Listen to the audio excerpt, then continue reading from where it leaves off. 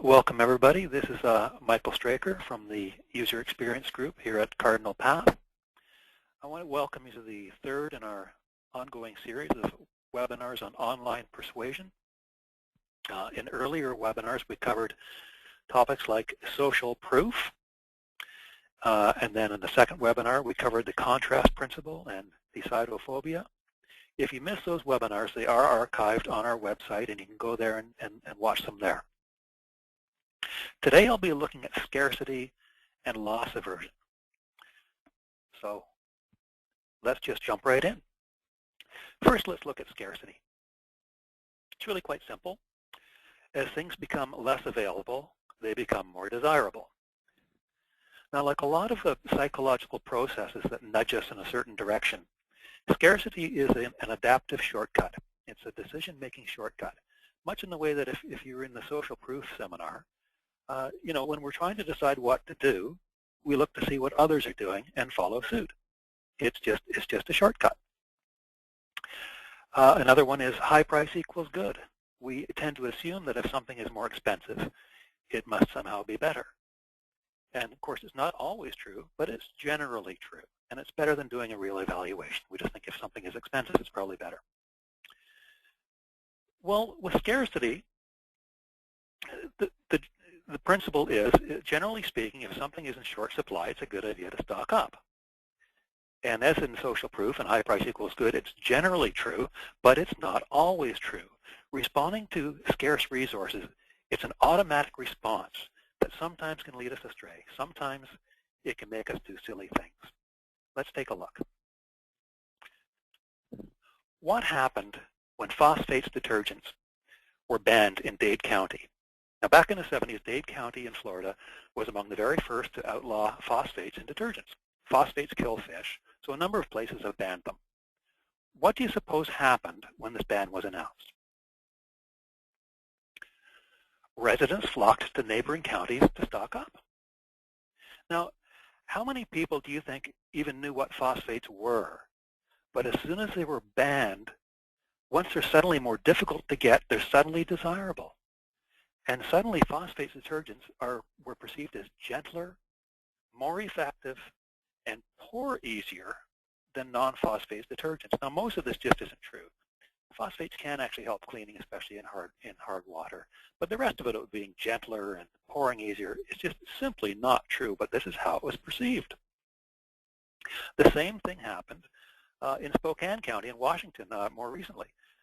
As soon as phosphate detergents were banned, in this case it was dishwashing detergent, people started flocking to neighboring Idaho to buy their detergent. It suddenly became very important to have phosphates in their detergent, even though they didn't even know what a phosphate was. When something is in short supply or no longer available, it becomes more attractive. Now, to me, the more interesting question is always why. So let's take a look at why this happens. Well, part of it is just social proof. If something is scarce, it might be because others have been snapping it up. And so if other people are buying it, it must be good.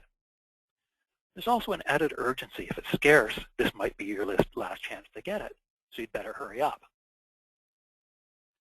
The third reason is the most interesting, though, and it's psychological reactance.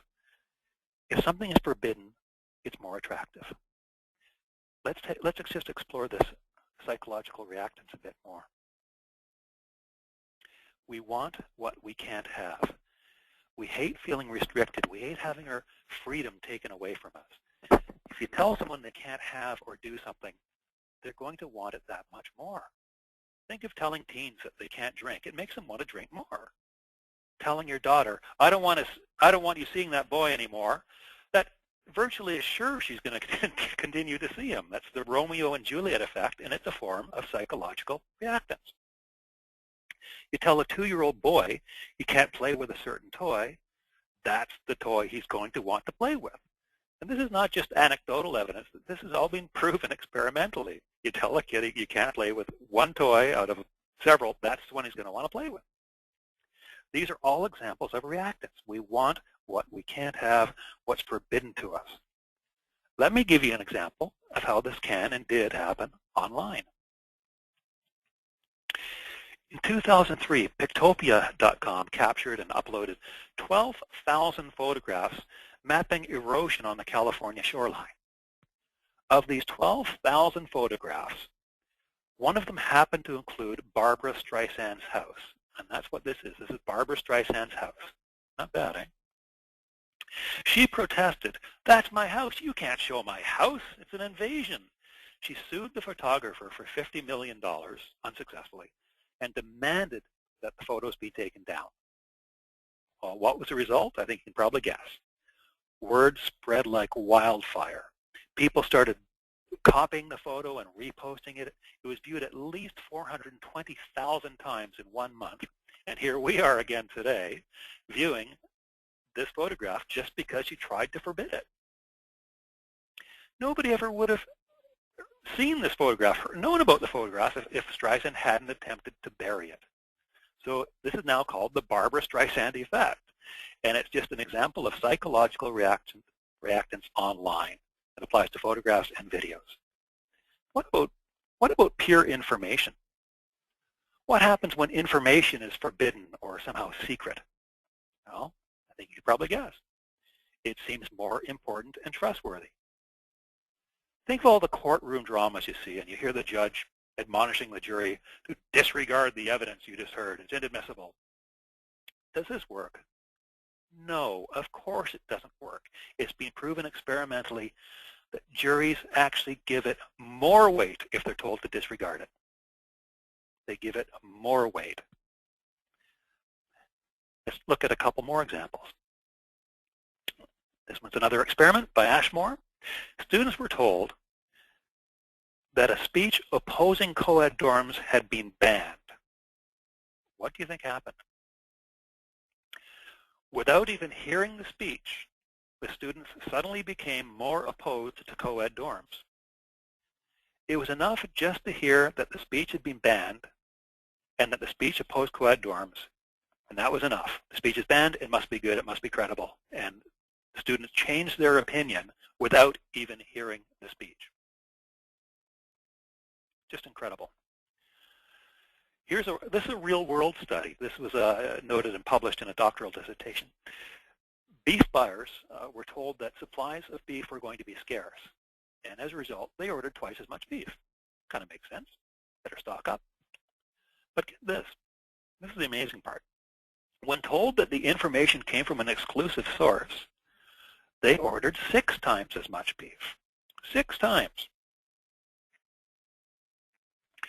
Well, what can we learn from this? What's the bottom line? Position your products as scarce, hard to come by, running out fast. It'll make them much more attractive. Indicate that the information you provide is exclusive, hard to come by. You can only get it here.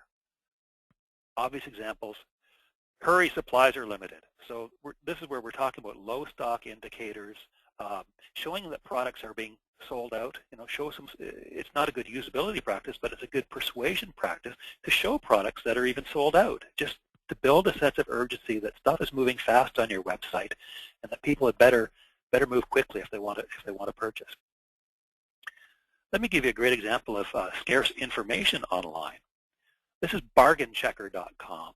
And this site, it helps you find bargains on eBay using a tool that looks for misspelled items so that other people searching for the items won't find them, but you can. Think of Henkel's knives. Nobody knows how to spell Henkel's. So if you're searching for those and you can add have an application that finds all the common misspellings for you, you're at a big disadvantage. Nobody else can find these items. You're not going to be bidding on them, but you've got them. You've got this secret information that no one else has. It's very compelling stuff.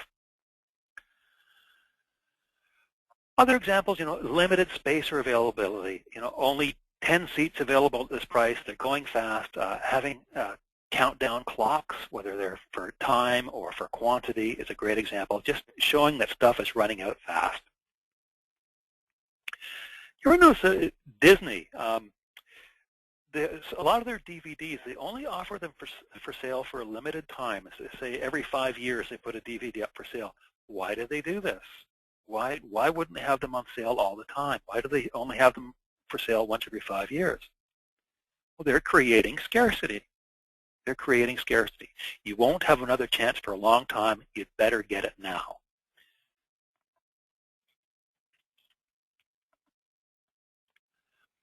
Internet exclusives, not available in stores. Great stuff. It's scarcity.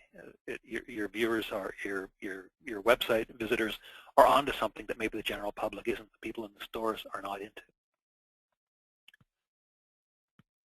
By invitation only sales. If you do newsletters or email marketing, this is perfect. 48 hours only. As a select customer, you're invited to our secret sale. Please don't tell, these are top secret. This is all dealing with secret information, scarcity. And it might sound cheesy, but in a lot of categories this will work. It just depends on the implementation. Well, I don't see any questions coming in yet, so I'm going to move on to loss aversion. A better name for this would probably be divestiture aversion, because it's all about having things taken away from us, being divested of things. But divestiture kind of sounds rather inflated, so I just use a simpler term, loss aversion. Regardless of what we call it, the principle is we place an unrealistically high value on what we have. We hate having things taken away from us. And interestingly, sort of not having something is kind of okay, but having and then losing is unacceptable. Think about, if you've always lived in a small rental apartment, you may sort of wish that you had a home, a big house with a yard, but it doesn't seem the end of the world. The apartment can be quite comfortable. You think of all the money you're saving, it's not the end of the world to be in that apartment. But if you're accustomed to living in a big house in a yard in a great neighborhood, the thought of going back to living in a little box is unthinkable. It's unacceptable.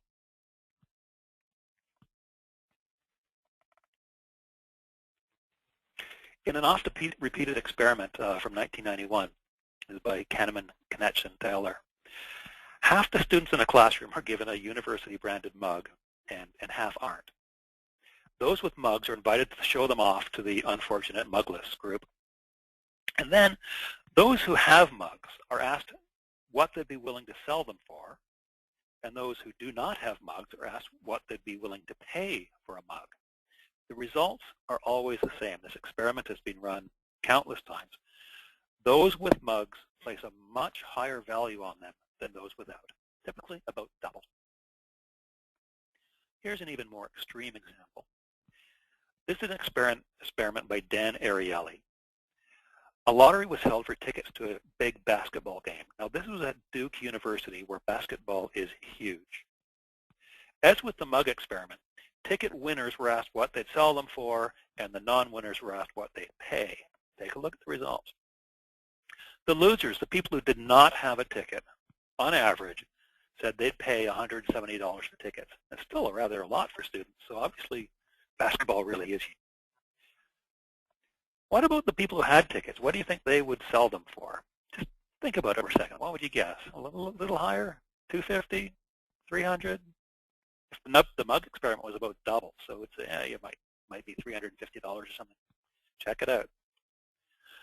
The winners on average would demanded $2,400 to part with them. They've got the ticket. It's scarce. It's valuable, and most of all, it's mine. You don't want to give it up. And in this case, it was loss aversion on steroids because it's basketball at Duke. Let's take a look at a real-world example. Let's take a look at the infamous launch of New Coke back in the 80s. People refer to this as one of the all-time great marketing blunders. And you hear people ask, how could the bosses at Coke have gotten it so wrong? But it's not as simple as it seems. The executives didn't launch New Coke on a hunch. They did their research. Before launch, blind tests on 100,000 consumers showed that 55% preferred New Coke. Now, this is statistically significant. 100,000 consumers, and a solid majority preferred New Coke. More interesting, when they were told they couldn't get it yet, suddenly that number rose to 61% preferred it. Why? Why is that? Scarcity. It's not on the market yet. You can't get it. That makes it more attractive. So the Coke executives were confident of a big win. All the data indicated they had a big winner. What happened when Coke was replaced? Well, people were outraged. There were 400,000 complaints. Coke had hired a psychiatrist to monitor the phone lines, and he reported that people sounded like they were reporting a loss of a family member. That's how strongly people felt about having their Coke taken away from them. And in just 77 days, Coke had to cave in and bring the old formula back. Why? This is loss aversion. You can't take my Coke away. It's mine. You can't take it away. Nobody wanted the new Coke, despite the fact that blind tests showed it tasted better. Loss aversion doesn't just apply to trivial things like saving a few bucks or having a favorite food taken away from us. It also applies to other kinds of losses. Loss of reputation, loss of a record of achievement. For example, getting a black mark on an otherwise spotless record. We want to keep our record clean if we have one, and we will go to amazing lengths to ensure that we retain that record. And this is where loss aversion can lead to life-altering, even life-ending decisions. Here's a real-world example. This is an advertisement for KLM Airlines. And once you've heard this story, this innocent-looking ad is going to look downright creepy, like something out of the Twilight Zone. Note the headline. From the people who made punctuality possible. KLM was proud of their on-time record, which was virtually spotless. It was their selling point. KLM's head pilot, their chief flight instructor, go-to guy on safety issues, one of the most respected and experienced pilots in the world, was Captain Jacob Van Zanten. How esteemed a pilot was he? Well, KLM used him in their advertising. This is him here in the center of the ad. That is Captain Van Zanten. He is among, and notice he's right behind that line, he is chief among those people who made punctuality possible. So imagine the pressure that Van Zanten felt to hold on to that spotless record of punctuality. Well, one day in March of 1977, Van Zanten was pilot on a flight to Canary Islands. In fact, even stranger, he was flying this very aircraft. We know because of the call number. It's too blurry to see on the screen, but this was the very aircraft he was flying that day.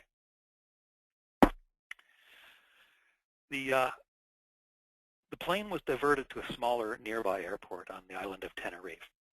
And this was just the first in a series of annoying delays. Van Zanten did all he could to get on his way, but nothing was working, and he got frustrated. Think, you're on your way to a meeting, you're in a car, and, you pride yourself on being punctual, and suddenly you get stuck in traffic. Often people will do really silly things just to make the meeting on time. They'll take chances, try to pass, they'll try to speed, and they get themselves in trouble, and this is kind of what happened here. Van Zanten got frustrated. With all these unacceptable losses looming over him, he became obsessed with getting airborne, and he did the unthinkable. Like the person in the car who takes a ridiculous chance. He took off in thick fog. He couldn't see where he was going. He took off in thick fog without full takeoff clearance from ATC, from air traffic control. And what he didn't know was that halfway down the runway, hidden in the fog, there was a fully loaded Pan Am 747 slowly taxiing.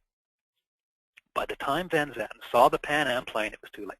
He tried getting airborne in time to clear it, but couldn't. Clipped the top of the plane, ripped the top of the plane off, starting a big fire. Everyone on the KLM flight was killed, including Captain Van Zanten, and most of the people on the Pan Am flight were also killed. A few escaped. But there were 584 fatalities altogether. This is the worst air disaster of all time. And of course, there were lots of other contributing factors. But at the end of the day, it was caused by Van Zanten's obsession with avoiding a loss. So you can see what I mean about this ad being creepy. It's all there, the very plane involved, the captain responsible, and that fateful promise of punctuality, that spotless reputation that Van Zanten to lose that reputation was unthinkable to Van Zanten. And incidentally, this ad appeared in the in-flight magazine that was on that flight, so the hundreds of copies of this ad burned up in the crash. So apology for the rather depressing example, but I think it's a good one because it shows just how powerful a force this can be.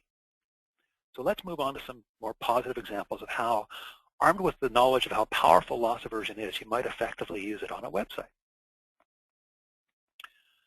Most obvious examples, free trials. Once you have something, you don't want to give it up. Assuming it's good. If the software is crappy, well, then you have bigger problems you have to deal with. But if the software is good, people don't want to give it up. Coupons have expiry dates, prominent expiry dates on your coupons, deadlines.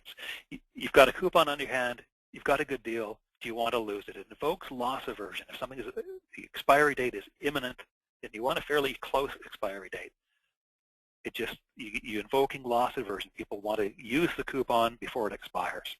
So always put a prominent expiry date and make it pretty tight. Often you can evoke loss aversion simply by rephrasing your message. I could win $1 million. Yeah, okay, that's nice. I'm not sure I believe it, but that's good. But how can you rephrase it to make it stronger? How can you rephrase it in terms of a potential loss? Well, how about, and we've all seen this, you may already have won $1 million. Wow, you mean if I don't respond, I might be throwing it away? There might be a chance to win $1 million right in this envelope? Even though you know it's a long shot, how do you not at least open the envelope and take a look? It's a much more powerful way of putting it than saying you could win, saying you may already have won. And that's why this is commonly done now, because it really works. It invokes loss aversion. We're highly motivated to avoid surcharges and price increases. Surcharges really sting. We really feel the loss when there's a surcharge. It's funny, but getting a $5 discount may feel a bit good, but having to pay a $5 surcharge is just awful. It really hurts. And when it comes to price increases, this has been proven experimentally that when the prices of eggs goes down slightly, people will buy a little bit more. But when the prices go up by the same amount, sales plummet. What you're losing is your ability to buy at the price you're accustomed to. And the disappointment we feel is way out of line compared to the amount that we're losing. The reaction is not symmetrical. Say when the price goes down, we'll buy a little more. It feels kind of good. But when the price goes up by the same amount, it's not a symmetrical reaction. It feels much worse, and so sales just plummet. This is what happens. So your customers are going to be very highly motivated to avoid a price increase. So you might, if you really want to unload something, warn them that a price increase is coming, and then they're going to jump on it because they want to buy it now before the price goes up. One final example. Insulate your home and save $50 per month. Well, knowing what you do about loss aversion, how could you rephrase this message to make it more powerful?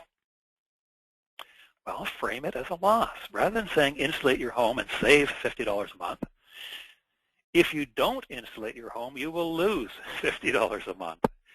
That as a message that's more likely to be effective because it invokes loss aversion. People will be thinking about, my God, I'm throwing away $50 a month. That hurts. Well, there's much more to loss aversion and to scarcity, but we can only cover so much in a webinar, so I'm going to wrap it up here. If this subject interests you, let me just recommend some books. First of all, as I've said before, for online persuasion generally, the Bible is Robert Cialdini's Influence, the Psychology of Persuasion. If you can only read one book, that's the one to read. It's just amazing. Another one that I recommend, just because it's an easy read, it's really fun, it's fascinating, is Dan Ariely's Predictably Irrational, The Hidden Forces That Shape Our Decisions. And for loss aversion in particular, the Brafman brothers, Sway, The Irresistible Pull of Irrational Behavior. That gives some great examples of loss aversion, much more than we could go to in a short webinar. So thank you all for coming. Our next online persuasion webinar will be on the principle of reciprocation. This is how, when someone does us a favor, we feel an automatic impulse to return it. Like most adaptive shortcuts, it's simple enough, but it can lead to some very surprising results. We haven't set a date yet for that, but check our blog and your email, and we'll let you know when that's scheduled. So thanks again for showing up today. Bye for now. Hope to see you all next time. Ciao.